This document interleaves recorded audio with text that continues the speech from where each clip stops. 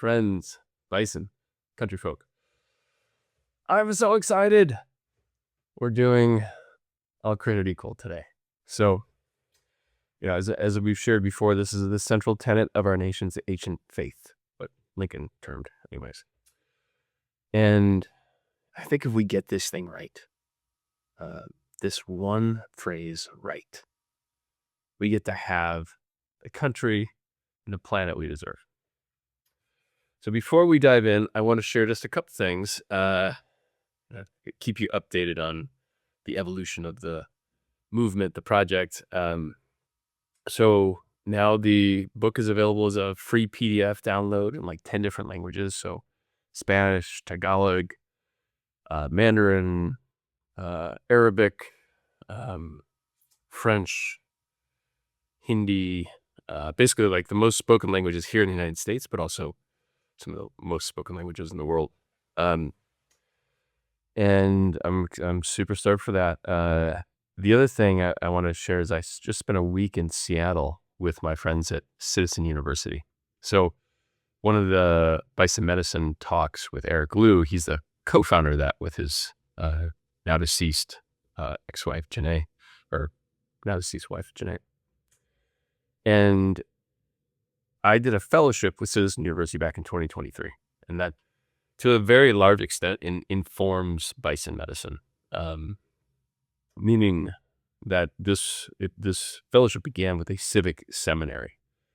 And if you've sensed some of these kind of overtly spiritual tones of Bison medicine, it is because that fellowship empowered me to not be afraid of spirituality and democracy as coexisting. Because obviously we have the separation of church and state, and this is very much a covenant, a vow, meaning like we're not a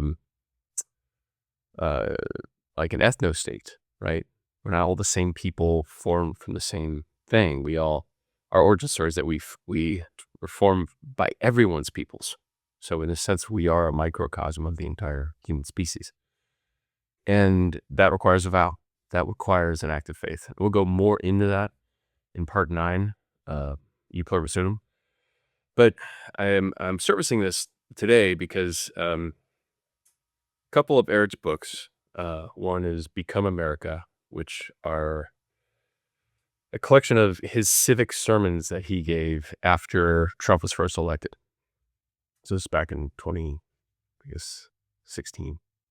Then he continued them, I think, throughout by 2018. And they're really powerful. So he's a former speechwriter of Bill Clinton, also I think economic policy advisor as well.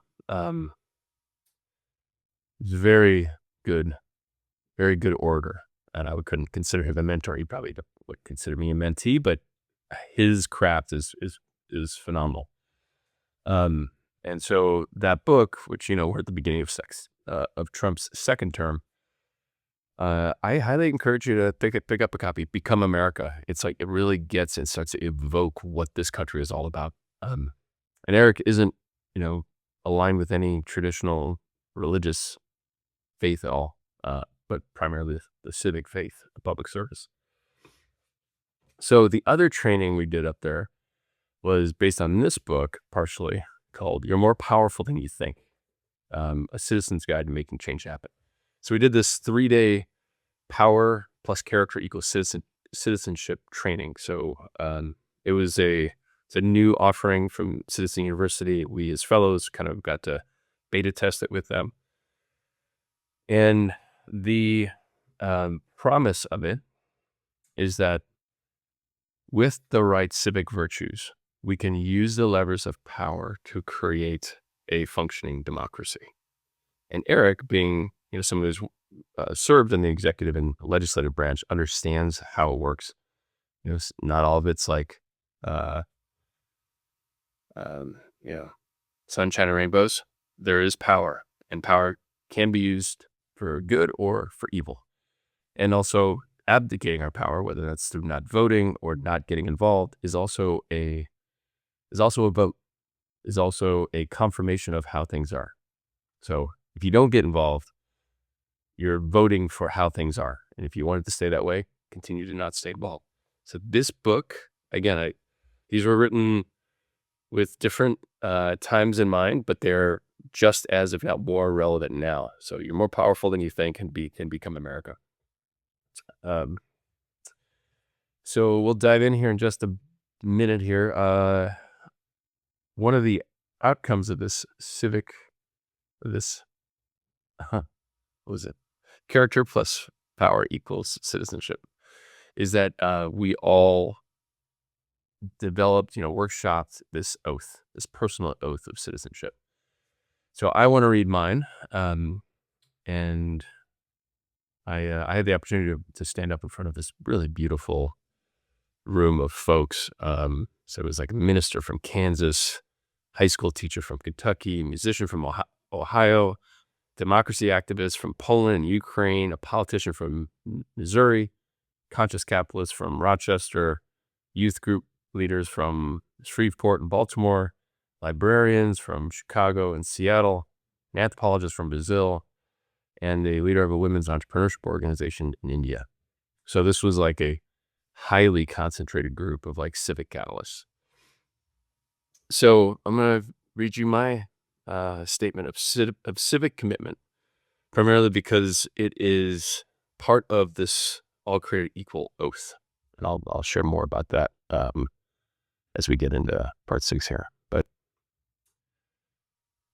so the United States has a sacred mission to create all of us equally, to ensure that each of us has what we need to realize the fullness of life, liberty, and the pursuit of happiness, to love each other as much as ourselves and realize unity. However, our mission is impossible unless we become America ourselves.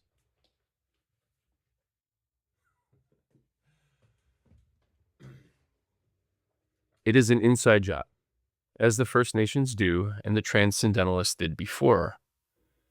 I have to do the hard inner work to become America. I have to heal my childhood wounds. I have to activate my unique purpose and integrate my subpsychic parts in Emily Dickinson's Wedding of the Soul.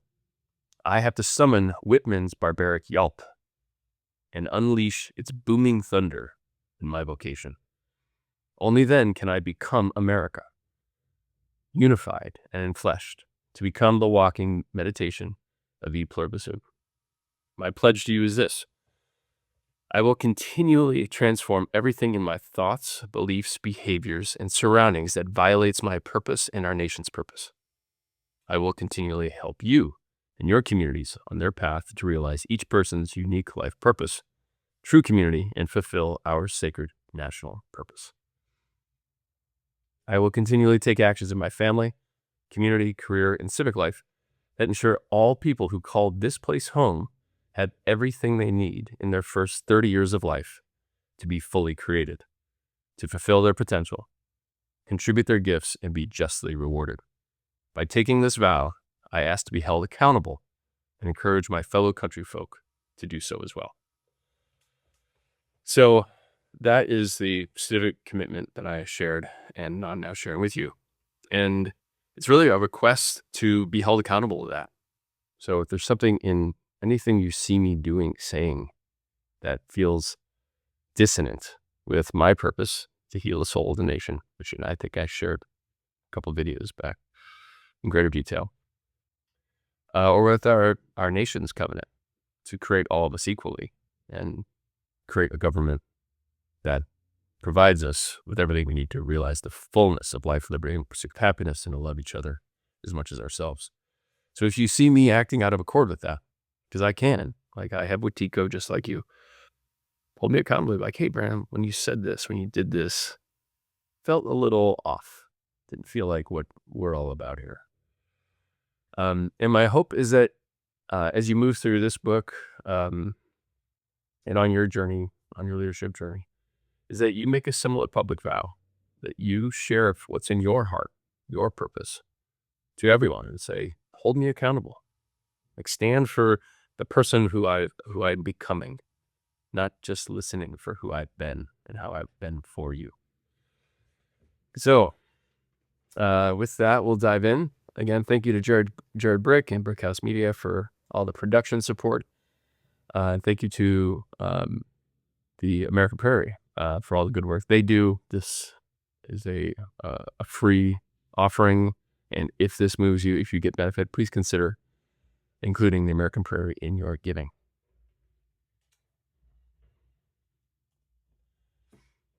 So I start off with this quote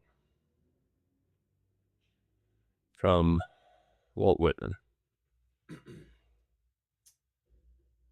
Quote, "I'm of the young and the old, of the foolish as much as the wise, regardless of others and ever regardful of others, maternal as well as paternal, a child as much as a man, stuffed with the stuff that is coarse and stuffed with the stuff that is fine. One of the nations of many nations, the smallest the same, and the largest the same. A southerner soon as a northerner, a learner with the simplest, and a teacher of the thoughtfulest, a novice beginning, yet experience of myriad of seasons, of every hue and caste I am, of every rank and religion. I resist anything better than my own diversity." End quote.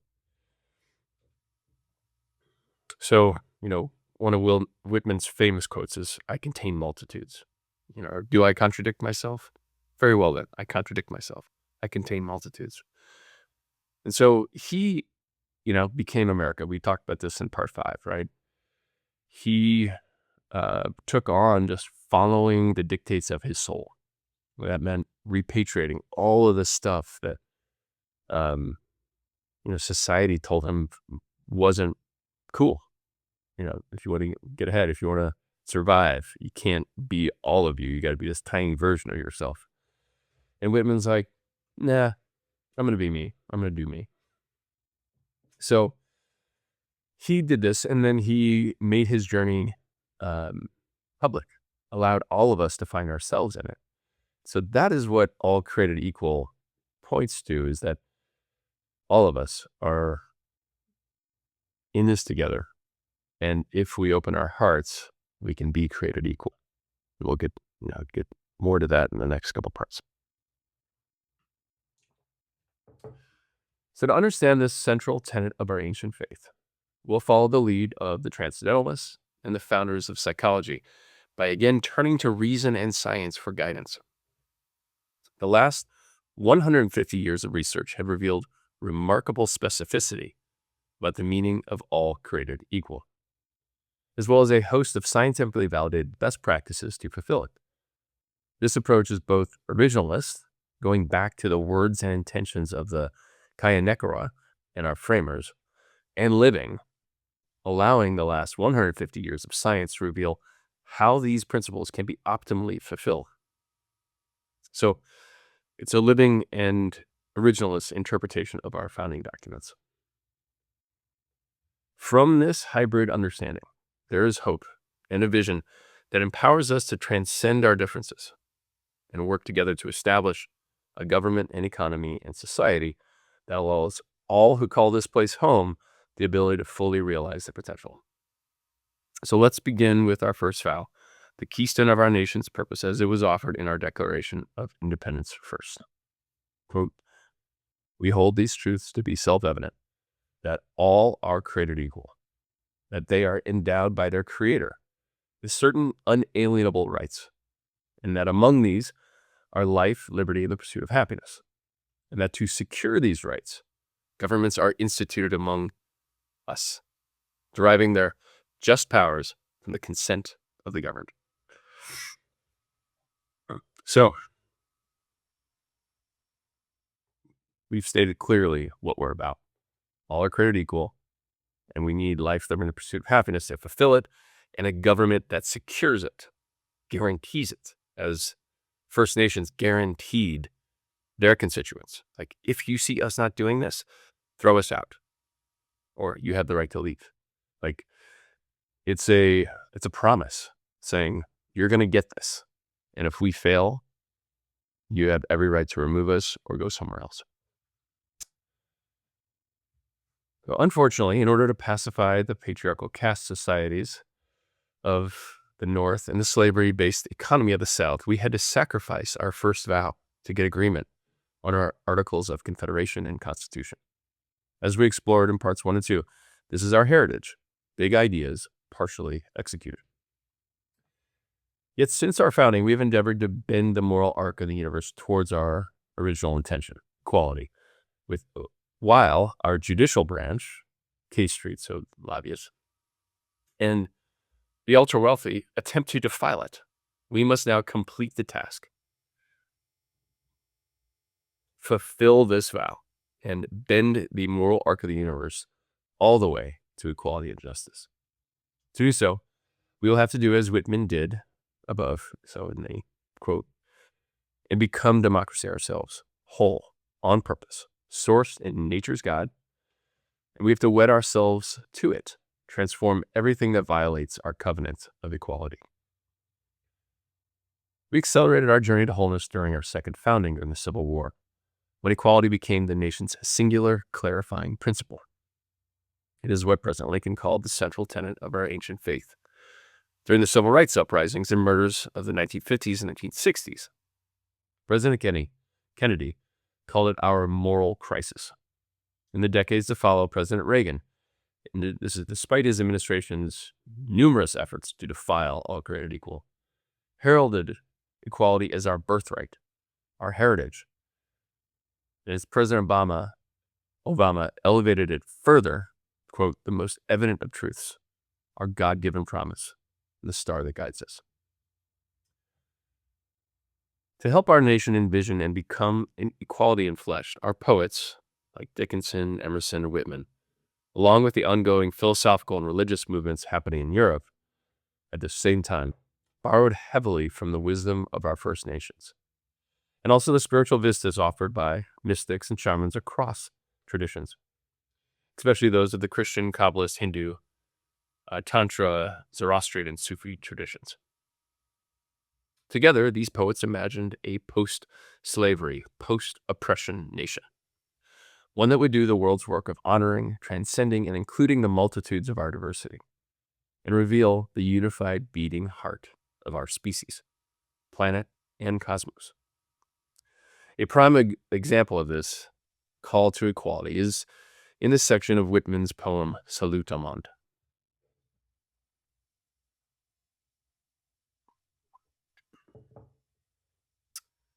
Within me, latitude widens, longitude lengthens. Asia, Africa, Europe are to the east. America is provided for in the west. I hear the Arab muezzin calling from the top of the mosque. I hear Christian priests at the altars of their churches. I hear the responsive bass and soprano. I hear the wail of utter despair of the white-haired Irish grandparents when they learn the death of their grandson.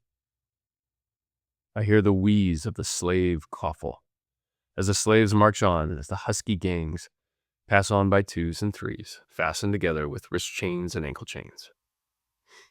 I hear the entreaties of women tied up for punishment. I hear the sibilant whisk of thongs throughout the air. I hear the Hebrew reading his records and psalms. I hear the rhythmic myths of the Greeks and the strong legends of the Romans.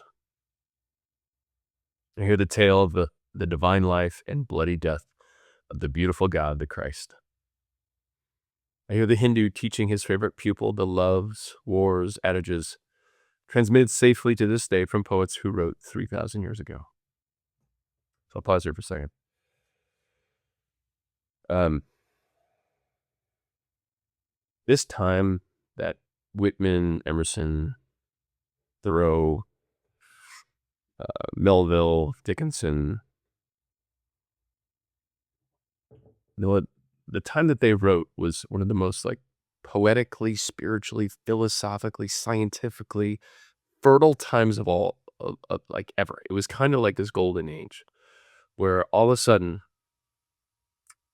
folks who were pretty much oppressed within whatever European monarchical aristocratic society, all of a sudden were like, whoa, there's so much out there. Like von Humboldt brought to the fore this rich tapestry of natural history and linguistics. Having surveyed a good portion of Latin America, they're doing translations of these Hindu texts into German and English. Folks are just popping off.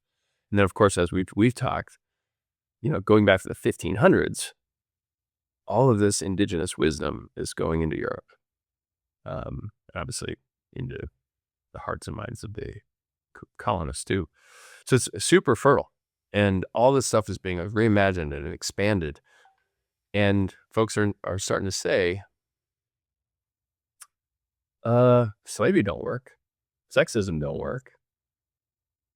These ways of being that assume because somebody has different colored skin or a different gender that they're somehow less than.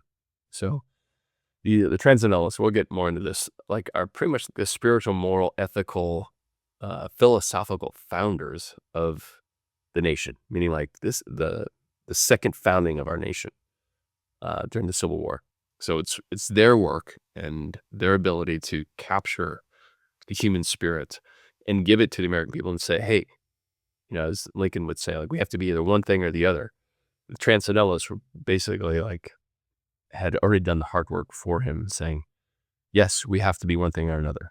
Why not just be the cool thing where all can be created equal versus the old, boring, oppressive thing where some of us clearly not equal.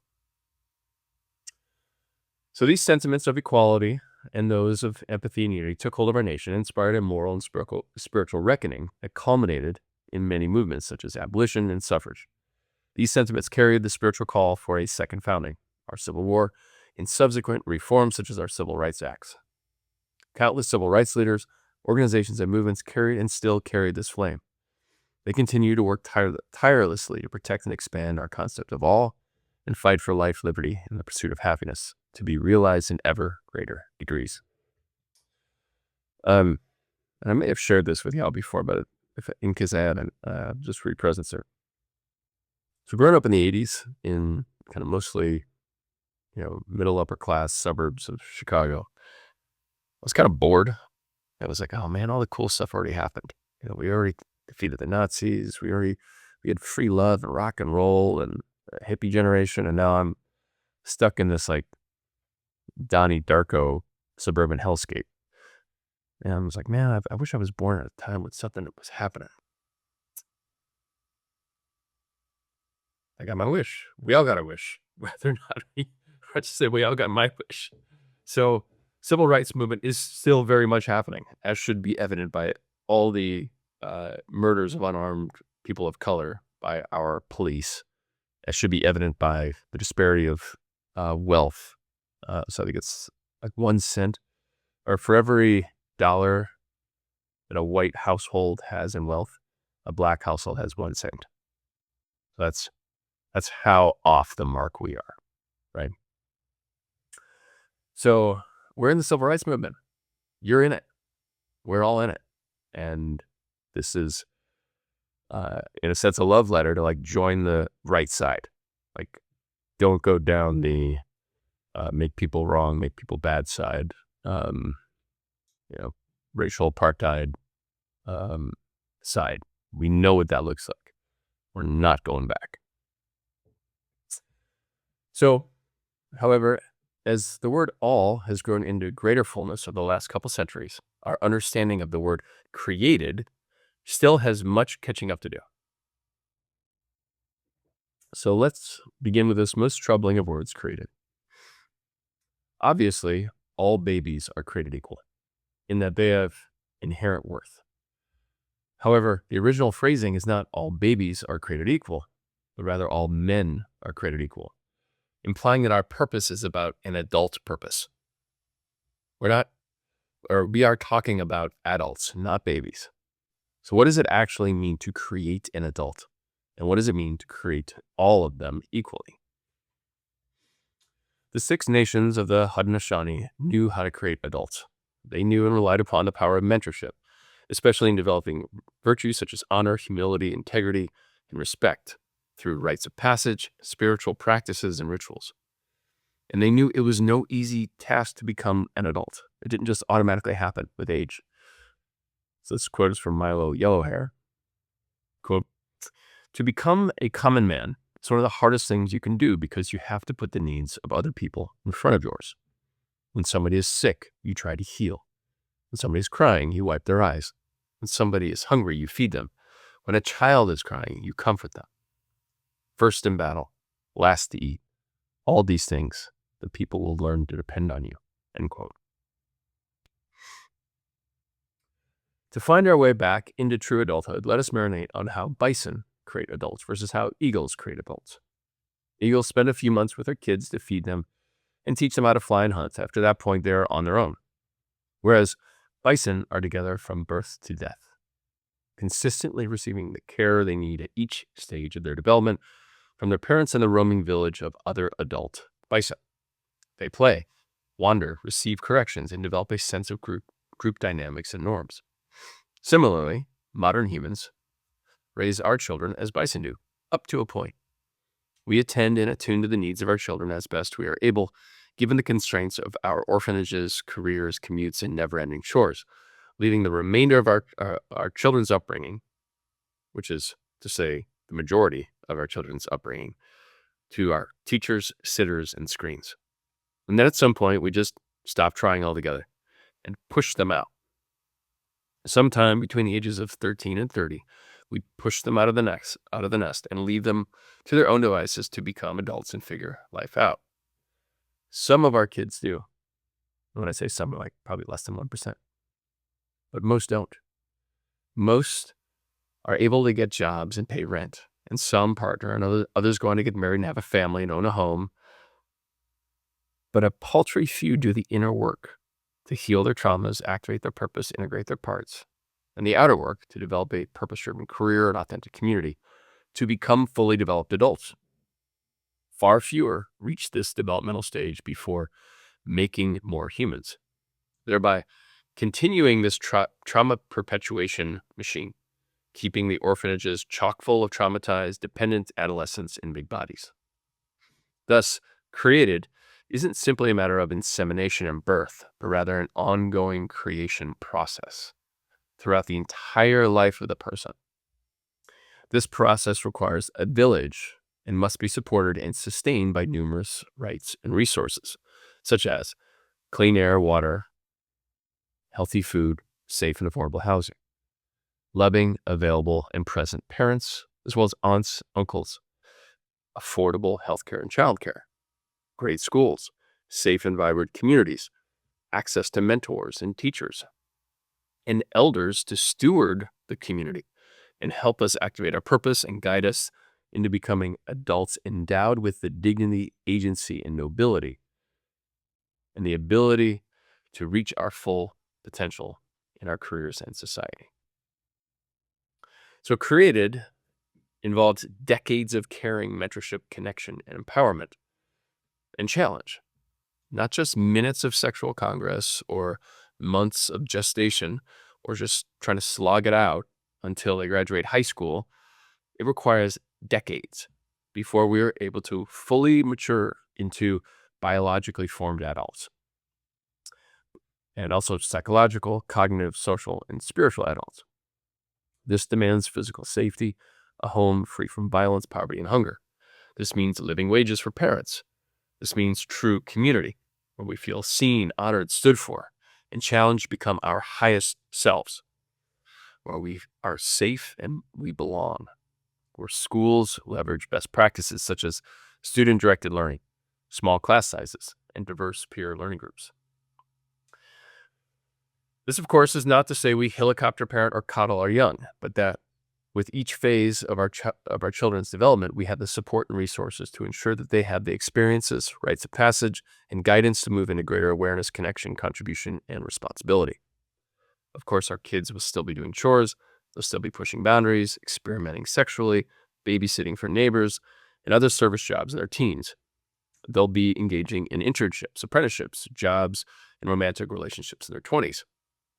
But what we're no longer doing is asking 18-year-olds whose parents have been out of the house for 100 hours a week for most of their lives to borrow $200,000 based on a guess about what the next 5 decades of their career will look like. To make a decision like this requires numerous rites of passage, exposure to different cultures, self-awareness exercises, mentors, and most importantly, a fully developed brain. Cognitively, our neocortex isn't fully mature until around 30. This is the part of the brain required for self-awareness, abstract thought, and moral reasoning, all of which are required to make any authentic decision, especially those that will cost a small fortune and encumber us financially for decades. So, we've all heard of maybe the term elder abuse, like, it's when people not only just mean to elders, but like they take their money, they exploit them because they're losing their faculties. Asking a kid to go to college or pay for college or make that decision, I judge as also abuse. If that person is not an adult, they do not have agency. They have not become cognitively, psychologically, spiritually, morally mature. Don't ask them to borrow $200K. Don't ask them to go do this super expensive abstract thing that probably won't get them a job anyways. You're lying to them, basically. Just because it may have been true for you and your parents. Come on. It's not true anymore, and we know it. So imagine what kind of country we would have if we got this one word created right. If we fully understood what a created adult was and enacted legislation that ensured that all adults were created equally, imagine how many of our problems would simply just go away. Just think about that. All the people you see in traffic, going to malls, binging on fast food. How many of our problems are because we haven't developed adults? So what impact would a nation of fully created adults have in our prison and criminal justice system? How much soda in fast fashion would be sold? How many of us would be okay buying anything that wasn't a product of a living wage, sustainable supply chain? How many of us would work a, quote, bullshit job or engage in a career that didn't improve the human and ecological condition, inclusive of all costs of doing business? How many of us would stay home on election day?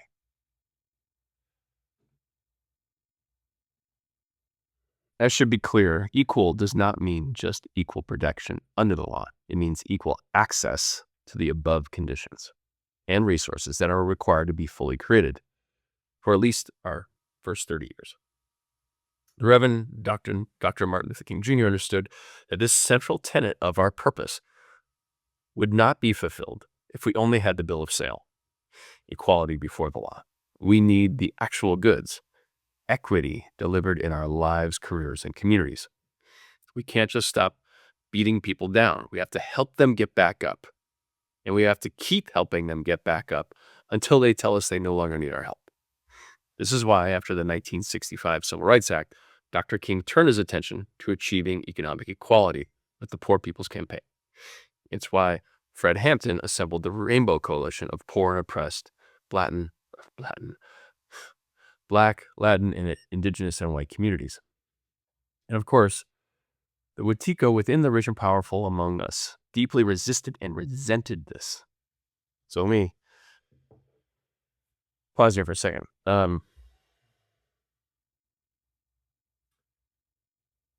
Lots of folks intellectually can get on board with equal access to opportunity, but not that many folks are yet ready to say, well, I know I was robbing you blind for 250 years or 400 years, whatever it is. So I stopped doing that. So you're equal now because I stopped robbing you, but I still have all your stuff and all your parents' stuff and your grandparents' stuff. So yes, I know that none of us alive today held slaves during the 1800s. And we all have these neighborhoods, these jobs, these school systems that very much benefited from us taking from people, um, giving them scraps. So this prospect of like, ooh, I have to make good on this. I have to repair what my ancestors did. I have to like no longer just enjoy the fruits of all this injustice and harm. I have to like give it. In 1965, when the U.S. signed that Civil Rights Act, we had to do that as a nation. And folks were pissed. So, as Heather McGee revealed in The Sum of Us, her book, few whites wanted to pay for and deliver the goods, leading to the closing of public parks and pools. So basically we said, okay, well, if black people are going to do it, we're just going to close it. And we'll just create our own private thing that they can't go to. And stripping the social safety net that after 1965 legally had to include black folks. So we've been stripping it bare over the last 50 years. And it is why King and Hampton and so many other civil rights leaders were harassed by the FBI and then illegally killed by police forces and their operatives. It's why administrations under Nixon, Reagan, Bush the first, Clinton, Bush the second, through crimes of commission and omission, destroyed black communities with the war on drugs and militarized policing. It's red line neighborhoods. It's freeways through black communities. It's three strikes laws and broken windows theory. It's why we have private schools, private drives, private security, private pools, and country clubs. It's why our SCOTUS, our Supreme Court, does what it does. It's why white nationalists and neo-Nazi groups have developed a weekly cadence of public events and incidents throughout the nation, like today. It is all a violent white lash, a dine and dash. This shadowy payback is a desecration of our purpose and our humanity. And yet, these shadows have not broken us. We are still here, aware of who we are and who we must become. Despite our recent losses, we defiantly assert that all people, regardless of their race, creed, ability, gender, or sexual identity, are created equal. Upon this foundational contract of equality, we must agree and commit to delivering the goods to fulfill it, whatever the cost, or we shall find ourselves at odds with the very essence of our nation's reason for being, all created equal. This commitment is necessary. It is the unalterable principle, without which our nation cannot stand, or should it. As a covenantal nation, one not sourced in ethnicity or creed, but a covenant, we are a nation only insofar as we uphold the agreement of and sacralize equality.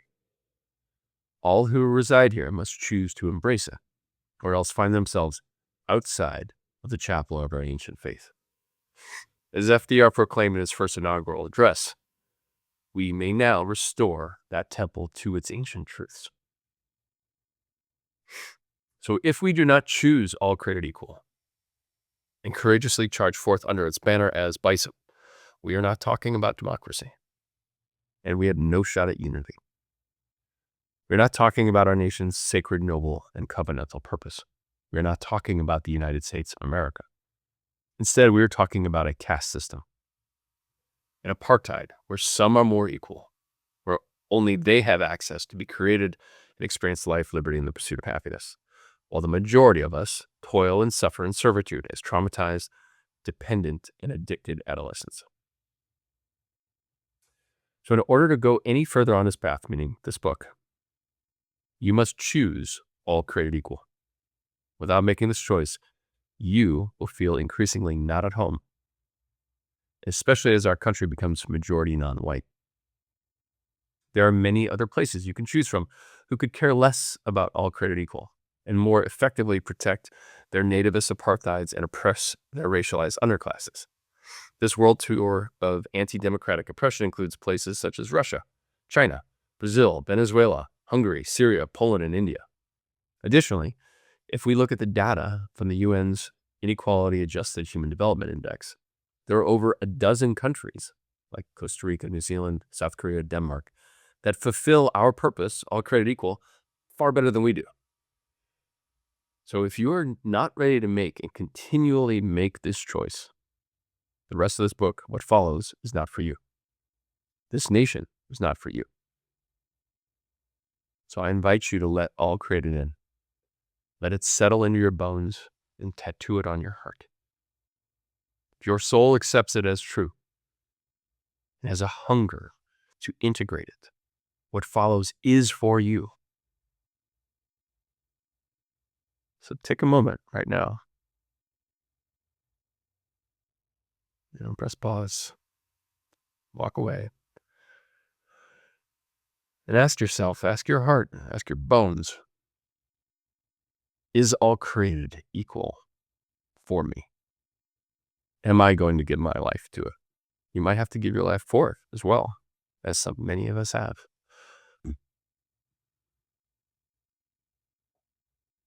So thank you for coming back. On behalf of all who have made and continue to make this choice, thank you. Thank you for your courage. You matter and you belong here. Now let us examine the material expression of our ancient faith, life, liberty, and the pursuit of happiness. So I'll get into the summary here in just a second. I realized I was just very kind of Old Testament with y'all. But that's really what this is about. This is that same energy from the provocation. Like, if you don't say yes to this, you don't belong here. We're based on this covenant. And so it's a marriage proposal, not from me, from the land, from First Nations, from our framers. Let's get married. Let's do this thing. Yeah. And if you're a no, that's fine. Just get out of our way. Like, don't resist us, because we're here to say yes to the marriage. If you don't believe in the marriage, fine, but just stay out of our way. So the summary, all created equal is the singular clarifying principle of our nation. Created means we have lifelong access to the conditions to become actualized, connected, and fulfilled human beings. If we do not choose all created equal, we will find ourselves outside the sacred chapel of our ancient faith. The discussion and reflection prompts. What percentage of adults do you think have access to the conditions to be created? And how does that make you feel? What feelings come up for you when you consider the toil and body count that the struggle for all created equal has produced and may still produce? As you picture yourself taking your last breath, surrounded by the people whose lives you've impacted, who love you and will mourn you, do you want to be remembered as someone devoted in heart, mind, and body to equality? The flip of this is like, or do you want to be remembered as the person who, when presented the opportunity to wed their souls to this idea, backed away? Thank you, friends. Thank you, Jared Brick at Brickhouse Media, for producing this. And please consider the American Prairie in your annual giving if this has moved you. You're getting benefit. I do encourage you to think about an oath. Like if you're going to say yes to all created equal, what does that oath look like for you? Also, if you would like to help get this word out for this work, there's a couple things you can do. Rate the book on Amazon. You can invite me, bring me to your community, to your church, to your company, to your alumni association, professional association, and allow me to kind of like bring people into this conversation. I promise it's not going to be Old Testament. It's going to be more fun and playful. Actually, I'll share one quick review of a workshop I led a couple weeks ago at Above the Trees, of community conference of sorts in Awani.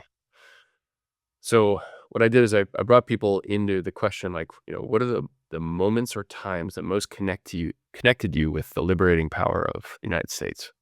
So that was kind of our first exploration. The second was had people um, choose which they liked more aesthetically, the bison or the eagle, and then shared with them the kind of immoral teachings that we explored in part 4 of the bison versus those of the eagle, and then had them, readjust their answers, and then presented our purpose, all created equal, as uh, if that's what we're up to, which symbol better best represents us.